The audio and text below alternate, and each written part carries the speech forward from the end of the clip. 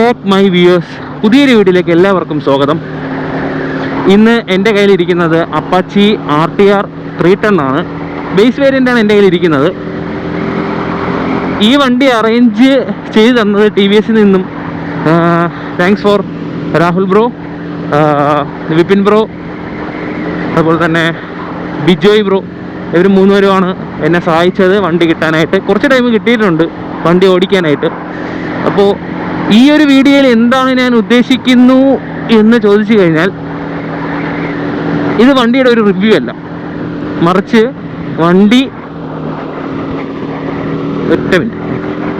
വണ്ടി ഓടിച്ചതിൻ്റെ റിവ്യൂ അല്ല ഇത്, മറിച്ച് വണ്ടി ഓടിച്ചപ്പോൾ എനിക്ക് കിട്ടിയ ഒരു കംഫോർട്ട് എന്ന് വേണമെങ്കിൽ പറയാം. പിന്നെ എനിക്ക് കിട്ടാത്ത കുറച്ച് കംഫോർട്ട് അതും വേണമെങ്കിൽ പറയാം. ഇത് രണ്ട് കാര്യങ്ങളായിരിക്കും ഈ വണ്ടിയിൽ മെയിനായിട്ട് ഞാൻ പറയാൻ വേണ്ടി പോകുന്നത്. ഒരു റിവ്യൂക്കായിട്ടാണ് ഈ വീഡിയോ കാണാൻ വന്നെങ്കിൽ ദയവ് ചെയ്ത് ഈ വീഡിയോ കാണരുത്. ഇതൊരു റിവ്യൂ അല്ല, ടെസ്റ്റ് റൈഡ് വണ്ടിയാണ്. അതുകൊണ്ടാണ് ഓഡോമീറ്റർ വർക്കാവാത്തത്. ഒരു 3 to 4 hours വണ്ടി ഓടിക്കാനായിട്ട് കിട്ടിയിട്ടുണ്ട്. ബാക്കി എന്തുണ്ടെങ്കിലും നമുക്ക് വണ്ടി നിർത്തി സംസാരിക്കുന്നതായിരിക്കും തോന്നുന്നു ബെറ്റർ ഓപ്ഷൻ. വണ്ടി കണ്ട് സംസാരിക്കണം. ഇപ്പം ഞാൻ കുറച്ച് ഓടിച്ച് ഫീൽ ചെയ്തു എന്തൊക്കെയാണെന്ന്. ഇനി കുറച്ച് വണ്ടി കണ്ട് സംസാരിക്കാനായിട്ടൊരു സ്പോട്ടിലോട്ട് പോകാം നമുക്ക്. അങ്ങനെ ഒരുപാട് നേരം നമ്മൾ റൈഡ് ചെയ്തായിരുന്നു. കുറച്ചു നേരം ഹൈവേയിലും, കുറച്ചു നേരം സിറ്റിക്കകത്തും, കുറച്ചു നേരം ചെറിയ ചെറിയ വഴികളിനകത്തും വണ്ടി ഓടിച്ചായിരുന്നു. ഫൈനലി വണ്ടി ഓടിച്ചു. വണ്ടി ഹൈവേയിൽ ഓടിച്ചു, സിറ്റിയിൽ ഓടിച്ചു. പിന്നെ ഇതുപോലത്തെ ചെറിയ ചെറിയ കുണ്ടും കുഴിയും ഉള്ള ചെറിയൊരു റോഡിലും വണ്ടി ഓടിച്ചു. ഇതൊക്കെ ആയിരിക്കും ഈ ഒരു വീഡിയോയുടെ ഒരു ഉള്ളടക്കം എന്ന് പറയുന്നത്. ഇതൊക്കെ ചേർത്തിട്ടുള്ള ഒരു മിക്സഡായിട്ടുള്ള ഒരു റിവ്യൂ എന്ന് പറയാൻ പറ്റത്തില്ല, എൻ്റെ ഒരു അഭിപ്രായം എന്ന് മാത്രമേ പറയാൻ പറ്റത്തുള്ളൂ. നമുക്കപ്പോൾ ഫസ്റ്റ് വണ്ടിയുടെ ഡിസൈൻ എങ്ങനെയുണ്ടെന്ന് ചോദിച്ചു കഴിഞ്ഞാൽ, വണ്ടിയുടെ ഡിസൈൻ ഒന്നും പറയാനില്ല, അടിപൊളിയാണ്. വണ്ടിയുടെ TVSൻ്റെ 2 ലോഗോ ഒരു രക്ഷയില്ലാത്ത ഒരു പ്രീമിയം ഫീലാണ് തരുന്നത്. പിന്നെ ഇവിടെ അവർ സ്മാർട്ട് കണക്ട് എന്നൊക്കെ എഴുതിയിട്ടുണ്ട്. അത് മറ്റേ ബ്ലൂടൂത്ത് കണക്ടിവിറ്റിയുടെ കാര്യങ്ങളാണ്. ഇനി അതിലോട്ടൊന്നും പോകുന്നില്ല. അതൊക്കെ ഒരുപാട് റിവ്യൂസ് യൂട്യൂബിൽ അവൈലബിൾ ആണ്. നിങ്ങൾക്ക് റിവ്യൂസും കാര്യങ്ങളും നോക്കാം. ഇത് എൻ്റെ അഭിപ്രായമാണ് ഞാൻ പറയുന്നത്. പിന്നെ വണ്ടിയുടെ ഈ സാധനം ഒരു രക്ഷയില്ല. കാണാൻ തന്നെ ഒരു ഒരു അന്യായ ഫീലെന്ന് വേണമെങ്കിൽ പറയാം. ഒരു ദൂരം നിന്നൊക്കെ ഞാൻ വണ്ടി ഓണാക്കിയിട്ട് കാണിച്ചു തരാം. 10 മിനിറ്റ്.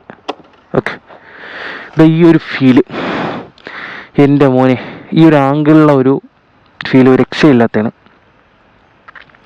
പിന്നെ വണ്ടിയുടെ ലുക്കിൻ്റെ കാര്യത്തിൽ അതാണ് എനിക്ക് പറയാനായിട്ടുള്ളത്. ഇൻഡിക്കേറ്ററും കാര്യങ്ങളും എല്ലാം അടിപൊളിയാണ്, സീനൊന്നുമില്ല. പിന്നെ വണ്ടിയുടെ ടൈൽ എൻഡിലോട്ട് വരുമ്പോഴത്തേക്കും അതും അടിപൊളിയാണ്. പിന്നെ എനിക്കൊരു ചെറിയൊരു സംശയം എന്തെന്ന് വെച്ച് കഴിഞ്ഞാൽ,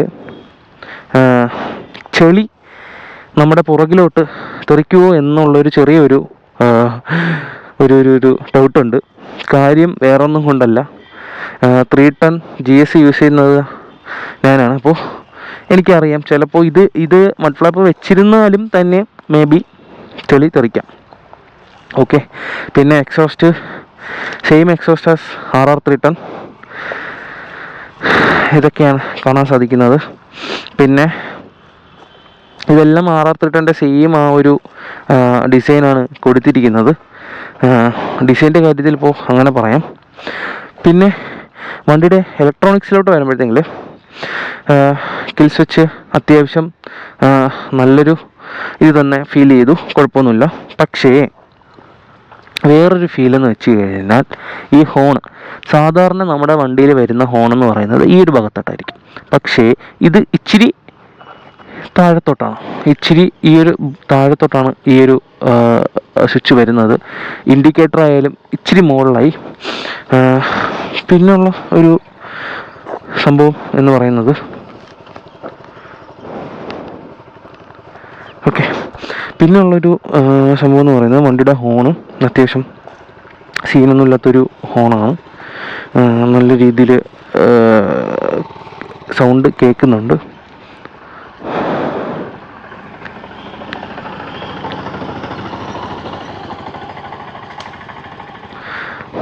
അത്യാവശ്യം നല്ല രീതിയിൽ സൗണ്ട് കേൾക്കുന്നുണ്ട്.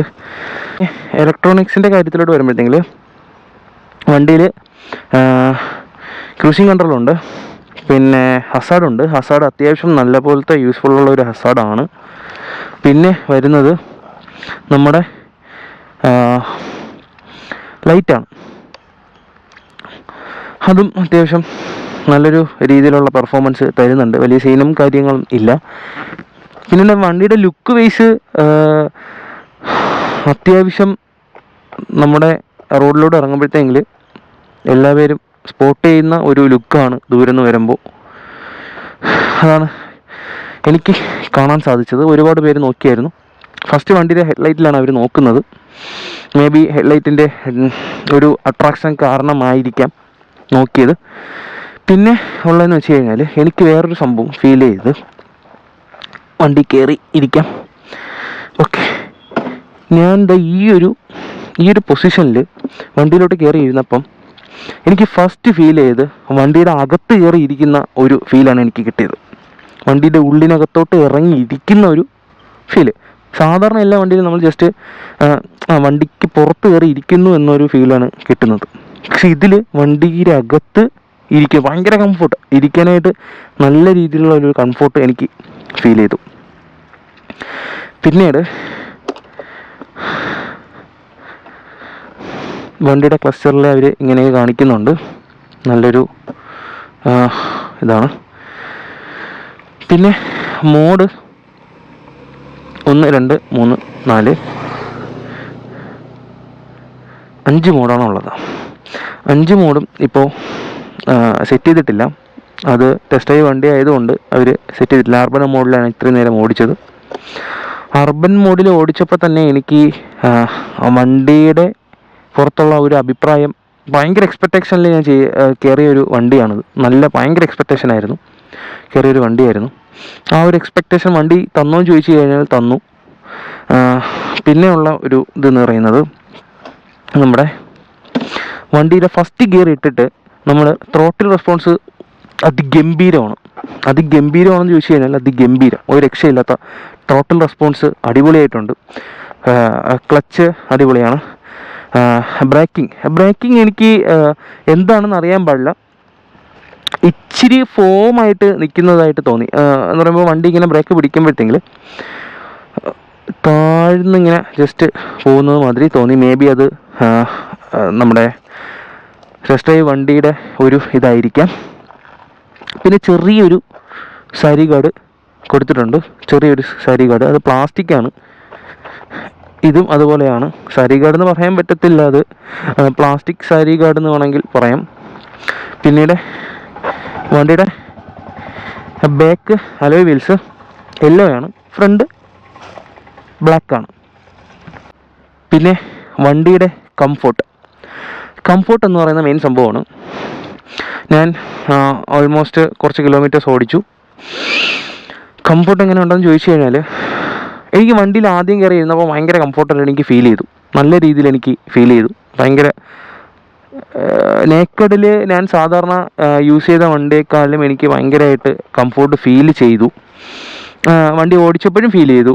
പക്ഷെ വേറൊരു സംഭവം എന്ന് വെച്ച് കഴിഞ്ഞാൽ ഒരുപാട് ഈ ട്രാഫിക് ബ്ലോക്കൊക്കെ വരുമ്പോഴത്തേങ്കിൽ വണ്ടി ഹാൻഡിൽ ചെയ്യാൻ ഈസിയാണ്. പക്ഷേ മേ ബി നമ്മുടെ ഈ ഒരു ഭാഗം, നമ്മുടെ എൽബോയുടെ ഭാഗവും ഷോൾഡറിൻ്റെ ഭാഗത്തും ചെറിയൊരു പെയിൻ അനുഭവപ്പെട്ടു. പിന്നെ പില്ലിയൻ അത്യാവശ്യം സ്ലിമ്മായിട്ടുള്ളവർക്ക് കയറി ഇരിക്കാം, കുഴപ്പമൊന്നുമില്ല. പക്ഷേ അത്യാവശ്യം നല്ല സൈസുള്ളവരാണ് എന്നുണ്ടെങ്കിൽ കംഫോർട്ട് കുറവായിരിക്കും എന്തായാലും. പിന്നെ പിടിച്ചിരിക്കാനായിട്ട് സീനൊന്നുമില്ല, അത്യാവശ്യം നല്ല ഗ്രിപ്പ് ഉണ്ട്. ഇത് വേണ്ടാന്നുണ്ടെങ്കിൽ നമുക്കിത് മടക്കി വയ്ക്കാം, സീനില്ല. അങ്ങനെ കുറേ സംഭവങ്ങളുണ്ട്. പിന്നെ ഇതിൽ നമ്മുടെ ബ്രേക്കായാലും നൈസാണ്, വേറെ വിഷയവും കാര്യങ്ങളും ഒന്നും ഇല്ല. ഇതിൽ ഗ്രിപ്പൊക്കെ വരുന്നുണ്ട്. ഇതൊക്കെയാണ് വണ്ടിയുടെ കുറച്ച് നല്ലൊരു സൈഡെന്ന് പറയുന്നത്. പിന്നെ ഞാൻ കുറച്ച് ഇഷ്യൂസ് ഫേസ് ചെയ്തു, അത് ഞാൻ പറഞ്ഞുതരാം. First issue shoulder pain, elbow pain. Okay. Second issue vibration എന്ന് പറഞ്ഞാൽ അന്യായ വൈബ്രേഷൻ, ഒന്നും പറയാനില്ല. എനിക്ക് തോന്നുന്നു മേ ബി ടെസ്റ്റ് ഡ്രൈവ് വണ്ടി ആയത് കൊണ്ടായിരിക്കാം, എനിക്ക് തോന്നുന്നു, എനിക്കറിയാൻ പാടില്ല, വൈബ്രേഷൻ വന്നത്. മിററിൽ വരുന്നുണ്ട്, 2 മിററിൽ വരുന്നുണ്ട്, ഹാൻഡിൽ വരുന്നുണ്ട്, നമ്മുടെ ടാങ്കിൽ വരുന്നുണ്ട്, നമ്മുടെ ഫുട് റെസ്റ്റിൽ വരുന്നുണ്ട്, സീറ്റിൽ വരുന്നുണ്ട്. എല്ലാത്തിലും ഈ വൈബ്രേഷൻസും കാര്യങ്ങളും വരുന്നുണ്ട്. സൈഡ് വൈസ് എനിക്ക് നോക്കുമ്പോൾ ചെറിയൊരു 390യുടെ ഭാഗത്തുനിന്ന് എടുത്തിട്ടുണ്ടോ എന്നൊരു ചെറിയ ഫീലൊക്കെ എനിക്ക് കിട്ടി. ഈ ഒരു ഭാഗം ഈ സൈഡിൽ നിന്ന് നോക്കുമ്പോഴും അപ്പർ സൈഡിൽ നിന്ന് നോക്കുമ്പോഴും ഇപ്പർ സൈഡിൽ നിന്ന് നോക്കുമ്പോഴും എനിക്ക് അങ്ങനത്തെ ഒരു ചെറിയ സംഭവങ്ങളൊക്കെ ഫീൽ ചെയ്തു. ഇതൊക്കെയാണ് എനിക്ക് മെയിനായിട്ട് തോന്നിയത്. പിന്നെ വണ്ടിയുടെ പ്രൈസിൻ്റെ ഡീറ്റെയിൽസ് ആയാലും കളറിൻ്റെ ഡീറ്റെയിൽസ് ആയാലും ഞാൻ വീഡിയോയിൽ ആഡ് ചെയ്യുന്നതായിരിക്കും. 2 കളറാണ് അവൈലബിലിറ്റി ഉള്ളത്, ഒന്ന് ഈ കളറും ബ്ലാക്കും. പിന്നെ ബേസ് വേരിയൻറ്റും പിന്നെ മോഡലും ഉണ്ട്, 2 വേരിയൻ്റ് ഉണ്ട്. അതിൽ ടോപ്പ് മോഡലിൽ വരുന്നതെന്ന് വെച്ച് കഴിഞ്ഞാൽ നമ്മുടെ ഓൺലൈൻ ബുക്കിങ്ങേ ഉള്ളൂ. അത് എനിക്ക് തോന്നുന്നു എക്സ്ട്രാ 40,000 എക്സ്ട്രാ പേയ്മെൻറ്റ് ചെയ്യണം. അതിൽ ഒരുപാട് ഡിഫറൻസ് ഉണ്ട്. നമുക്കിനി വണ്ടി ഓടിച്ചിട്ട് സംസാരിക്കാം. ഈ വണ്ടി ഇനി ആർക്കൊക്കെ എടുക്കാം, എങ്ങനെ ഏത് ടൈപ്പ് ആൾക്കാർക്ക് എടുക്കാം എന്നുള്ളൊരു ഇതാണ് അടുത്ത്. ഓക്കെ, വണ്ടി കയറി ഇരുന്നിട്ട് സംസാരിക്കാം.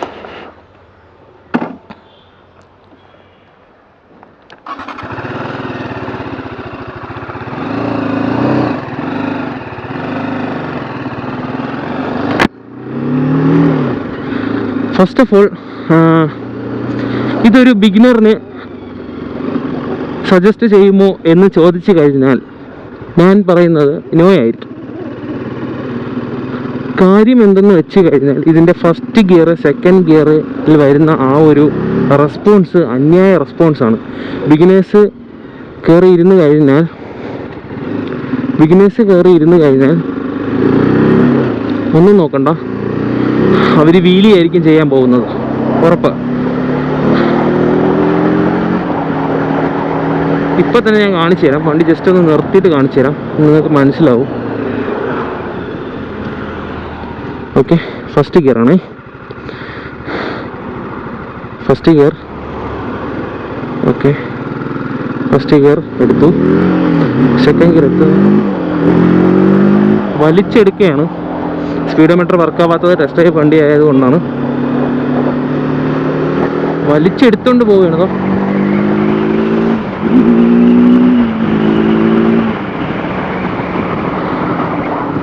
നല്ലൊരു ത്രോട്ടിൽ റെസ്പോൺസാണ് തരുന്നത് beginners. I am not allowing to beginners. Next വരുന്നത്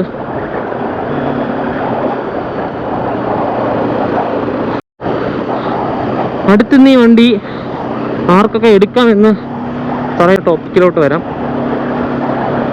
നിങ്ങളൊരു ഹൈവേ ടൂറാണ്, ഒരു കോർണേഴ്സൊക്കെ എടുത്ത് അടിച്ച് പൊളിച്ച് പോകണം, ഓഫ് റോഡൊന്നും ചെയ്യുന്നില്ല, നല്ലപോലെ ഹൈവേസും ക്രൂസ് ചെയ്യാനും ഇഷ്ടമുള്ള ആളാണെങ്കിൽ ദിസ് ഈസ് ദ വെഹിക്കിൾ നിങ്ങൾക്കെടുക്കാം. ഒന്നും നോക്കണ്ട, കണ്ണും പൂട്ടി എടുക്കാം. പിന്നെ ഓഫ് റോഡ് ചെയ്യണം, ഹൈവേയും യൂസ് ചെയ്യണം എന്നുള്ളവരാണെങ്കിൽ ഈ വണ്ടി എടുക്കാതിരിക്കുന്നതായിരിക്കും നല്ലത്. ഇത് ഓഫ് റോഡിന് പറ്റിയൊരു വണ്ടിയല്ല, ഒന്നാമത്തെ കാര്യം. മെയിനായിട്ട് ഇത് ഹൈവേയിൽ നമുക്ക് ടൂറിങ് ചെയ്യാൻ അടിപൊളിയായിരിക്കും കേട്ടോ, ടൂറിങ് ചെയ്യാൻ അടിപൊളിയായിരിക്കും. പക്ഷേ ആ ഒരു ഞാൻ പറഞ്ഞില്ലായിരുന്നു, ഷോൾഡറിൻ്റെ പെയിനും എൽബോയുടെ പെയിനും, അത് മേ ബി ചിലപ്പോൾ ചിലർക്ക് വരാൻ അറിയാൻ പാടില്ല. മേ ബി ഞാൻ ഹൈറ്റ് ഉള്ളത് കൊണ്ടായിരിക്കാം എനിക്ക് അങ്ങനെ ഫീൽ ചെയ്യുന്നത്. കൈ ചെറിയ ബെൻഡായിട്ടാണ് ഇവിടെ നിൽക്കുന്നത്, അതുകൊണ്ടായിരിക്കാം മേ ബി. ഹൈറ്റ് ഉള്ളവർക്കാണെങ്കിൽ കുറച്ച് സീനായിരിക്കും. പിന്നെ വണ്ടി വെയിറ്റ് ഉണ്ടോ എന്ന് ചോദിച്ചു കഴിഞ്ഞാൽ വണ്ടി വെയിറ്റ് ഉണ്ട്. വണ്ടി ഇച്ചിരി വെയിറ്റ് ഉണ്ട്. ഇച്ചിരി വെയിറ്റ് എന്ന് പറയുമ്പോൾ വണ്ടി നമ്മൾ സ്ലോ ആക്കിയൊക്കെ വണ്ടി ടാക്കിൾ ചെയ്ത് പോകുമ്പോഴത്തേങ്കിൽ ചെറിയൊരു വെയിറ്റ് ഫീൽ ചെയ്യുന്നുണ്ട്. അല്ലാതെ ഭയങ്കര വെയിറ്റ് ഒന്നും പറയാൻ പറ്റത്തില്ല. ചെറിയ രീതിയിലുള്ള വെയിറ്റ് ഫീൽ ചെയ്യുന്നുണ്ട്. പിന്നെ വേറൊരു സംഭവം ഞാൻ നോട്ടീസ് ചെയ്തത്, ഈ വണ്ടി ഇടയ്ക്കിടയ്ക്ക് ഓഫ് ആവുന്നുണ്ട്. മേ ബി അത് ടെസ്റ്റ് റൈഡ് വണ്ടി ആയത് കൊണ്ടായിരിക്കാം, അറിയില്ല. ഞാൻ ഈ ടെസ്റ്റ് റൈഡ് വണ്ടി ആണ് എന്ന് ഇടയ്ക്കിടയ്ക്ക് പറയുന്നത് നിങ്ങൾ മറന്നു പോകാതിരിക്കാനാണ്. അല്ലാതെ ഞാൻ എപ്പോഴും പറയുന്നതല്ല, നിങ്ങൾ മറന്നു പോകാതിരിക്കാനാണ് ഞങ്ങൾ പറയുന്നത്. ഇടയ്ക്കിടയ്ക്ക് എനിക്ക് 4 പ്രാവശ്യം വണ്ടി ഓഫായി. എന്താണെന്ന് എനിക്കറിയാൻ പാടില്ല. സർവീസിൻ്റെ ഇഷ്യൂ ആണോ എന്നറിയാൻ പാടില്ല. പിന്നെ ഇതുവരെ കംപ്ലയിൻസ് ഒന്നും ടി വി എസിൻ്റെ കസ്റ്റമേഴ്സ് ഒന്നും രജിസ്റ്റർ ചെയ്തിട്ടില്ല സർവീസ് സെൻറ്ററിൽ ചോദിച്ചപ്പോൾ. നെക്സ്റ്റ് കാര്യം എന്തെന്ന് വെച്ച് കഴിഞ്ഞാൽ വണ്ടിയുടെ ഹീറ്റിംഗ് എവിടെയെങ്കിലും ഫീൽ ചെയ്തോ എൻ്റെ അടുത്ത് ചോദിച്ചു കഴിഞ്ഞാൽ, എനിക്ക് ഫീൽ ചെയ്ത് നമ്മുടെ റൈറ്റ് ലെഗിൻ്റെ കാഫിൻ്റെ സൈഡിലായിട്ട് എനിക്ക് കുറച്ച് ഹീറ്റ് ഫീൽ ചെയ്തു. അതുപോലെ തന്നെ ലെഫ്റ്റ് ലെഗിൻ്റെ കാഫിൻ്റെ ഭാഗത്തും എനിക്ക് ചെറിയൊരു ഹീറ്റിങ് ഫീൽ ചെയ്തു. അന്യായ ഹീറ്റിംഗ് എന്ന് പറയാൻ പറ്റത്തില്ല, ഒരു ചെറിയ ഒരു ഹീറ്റിംഗ് എനിക്ക് ഫീൽ ചെയ്തു. സഹിക്കാൻ പറ്റുന്നതാണ്. എനിക്കൊന്ന് നിങ്ങളുടെ റൈഡിങ് പാൻറ്റൊക്കെ ഇടുകയാണെങ്കിൽ വലിയ സീന് കാണത്തില്ല. പിന്നെ ഈ സിറ്റിയിൽ വണ്ടി ഫ്ലിക്ക് ചെയ്ത് ഓട്ടിക്കാൻ പറ്റുമോ എന്ന് ചോദിച്ചു കഴിഞ്ഞാൽ ഒരു രക്ഷയില്ലാതെ ഫ്ലിക്ക് ചെയ്ത് ഓട്ടിക്കാൻ പറ്റിയ ഒരു വണ്ടിയാണ്. നല്ല രീതിയിൽ ഫ്ലിക്ക് ചെയ്യാൻ പറ്റുന്നുണ്ട്. സീനും കാര്യങ്ങളൊന്നുമില്ല, ഫ്ലിക്ക് ചെയ്ത് പോവാം. ബെസ്റ്റ് വണ്ടി എന്ന് വേണമെങ്കിൽ പറയാം ഫ്ലിക്കിങ്ങിന്. പിന്നെ വണ്ടിയുടെ സസ്പെൻഷനിലോട്ട് വരുമ്പോൾ എങ്ങനെയുണ്ട് സസ്പെൻഷൻ, അതാണ് ചോദ്യം. എങ്ങനെ ഉണ്ടെന്ന് ചോദിച്ചു കഴിഞ്ഞാൽ സാധാരണ ഒരു നേക്കഡ് ബൈക്കിൽ വരുന്ന സസ്പെൻഷൻ ആയിട്ട് എനിക്ക് ഫീൽ ചെയ്തില്ല. ഈ വണ്ടിയിൽ നല്ല സോഫ്റ്റ് സസ്പെൻഷൻ ആയിട്ടാണ് എനിക്ക് ഫീൽ ചെയ്തത് comparing to other naked bikes.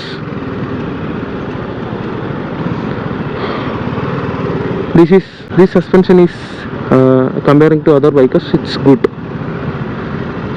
എന്ന് വേണമെങ്കിൽ പറയാം. കൊള്ളാം. പിന്നെ മൈലേജിൻ്റെ കാര്യത്തിലോട്ട് വരുമ്പോഴാണ് കോമഡി. മൈലേജിൻ്റെ കാര്യത്തിലോട്ട് വരുമ്പോൾ നിങ്ങൾ വണ്ടി എങ്ങനെ ഓടിക്കും പോലെ ഇരിക്കും വണ്ടിയുടെ മൈലേജ്. അതിനിപ്പോൾ എല്ലാ വണ്ടിയിലും അങ്ങനെയാണ്. പക്ഷേ ഞാൻ മനസ്സിലാക്കിയപ്പോൾ എനിക്ക് മനസ്സിലാക്കാൻ പറ്റിയത് ഒരു 30 to 35 മൈലേജ് കിട്ടും എന്നാണ് എനിക്ക് മനസ്സിലാക്കാൻ പറ്റിയത്. ഞാൻ പ്രോപ്പറായിട്ട് മൈലേജ് ടെസ്റ്റ് ചെയ്തില്ല, പക്ഷേ എൻ്റെ ഒരു കാൽക്കുലേഷൻ അനുസരിച്ച് ഞാൻ നോക്കിയപ്പോൾ 30 to 35 എന്തായാലും കിട്ടും മൈലേജ്. നല്ലൊരു മൈലേജാണ് അത് 310cc.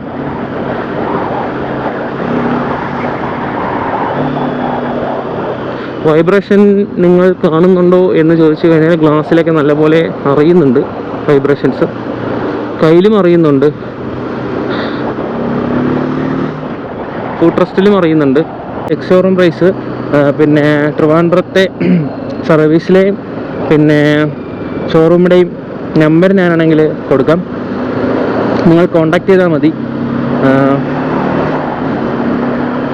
എല്ലാവർക്കും വീഡിയോ ഇഷ്ടപ്പെട്ടെന്ന് വിചാരിക്കുന്നു. ഇഷ്ടപ്പെട്ടാലും ഇഷ്ടപ്പെട്ടെങ്കിലും നിങ്ങളുടെ വിലയേറെ അഭിപ്രായങ്ങൾ കമൻറ്റ് ബോക്സിൽ പറയുക. ഈ വണ്ടി കൊടുത്തു കഴിയുമ്പോൾ ഞാൻ ഏറ്റവും കൂടുതൽ മിസ് ചെയ്യുന്നത് ഈ ഒരു റൈഡിങ് പൊസിഷൻ ആയിരിക്കും. എനിക്ക് ഭയങ്കരമായിട്ട് ഇഷ്ടപ്പെട്ടു റൈഡിങ് പൊസിഷൻ. ഒരു രക്ഷയില്ലാത്ത റൈഡിങ് പൊസിഷനാണ് എനിക്ക് കിട്ടിയത്. അപ്പോൾ ഇത്രയൊക്കെ ഉള്ളൂ ഈ ഒരു video.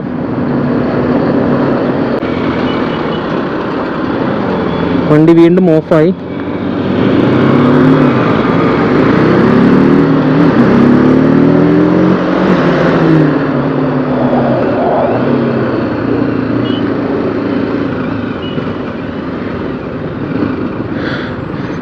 Okay, see you in next video.